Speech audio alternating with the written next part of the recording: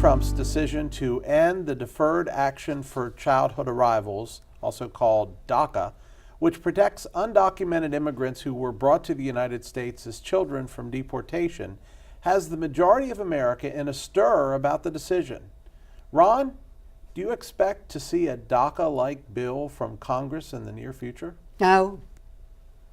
Well, that was simple. Now, do I think the problem will be solved? I think the president has really shown to me that he's got some feelings about this issue. I don't think he wants to see those young people run out of this country. Well, let me explore that for a minute, because I think you and I might be on the same page, and as odd as that is, I'd like to explore it for just a second. Do you think that he wants them gone, or do you think he wants them here? I think he wants them here. Okay, so why'd he do this then? Why didn't he just extend it? He wants Congress to get off of their lazy duffs and do something. I could not have said it better, sir. Thank you. Now, let's just jump to the next piece.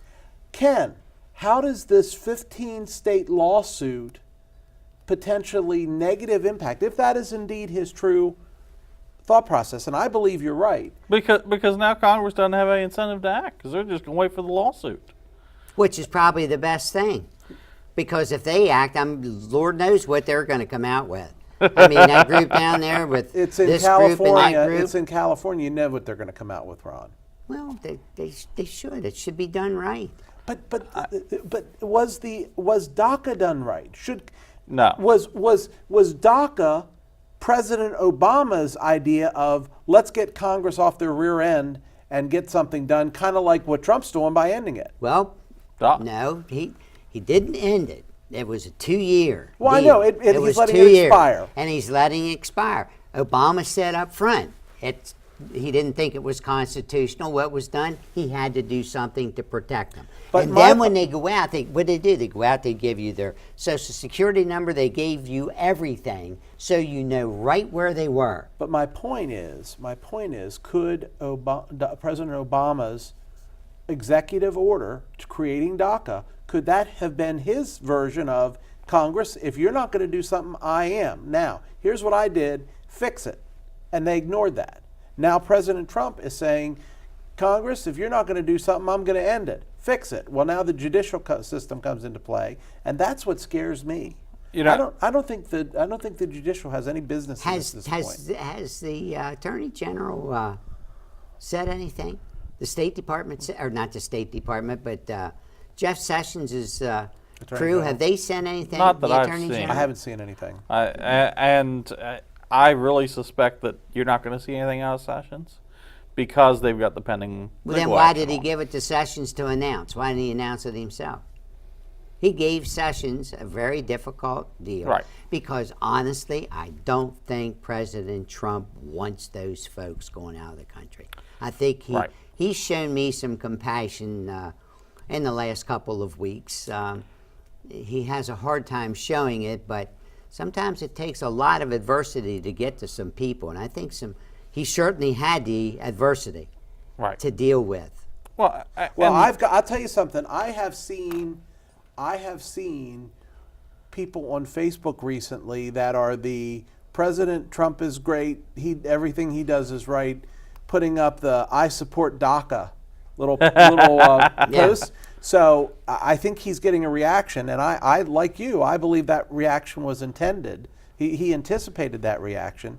Now let's see if Congress will, as you say, get off the rear end and do something. Yeah. And of that, I am much less hopeful. Yeah. I mean, and the fact of the matter is, what Obama did was a temporary Band-Aid. All right. Our immigration system in our country is in desperate need of change, in desperate need of reform.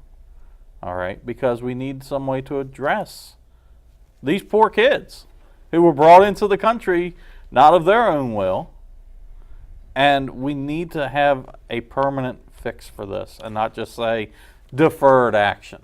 Because deferred action is only temporary. Right. So we have theoretically 2 points of view here, a little left-leaning, a little right-leaning. Certainly we're all in the center.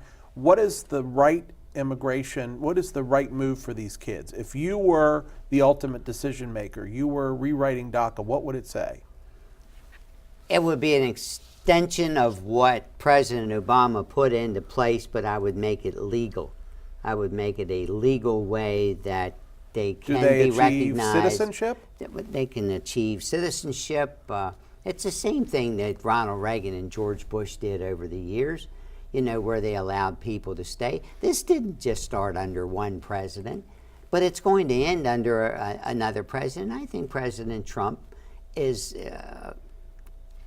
probably needs the support to make it happen, and I think he will reach across the aisle to a couple Democrats, which is what he should have done to begin with, and say, hey, let's solve this issue.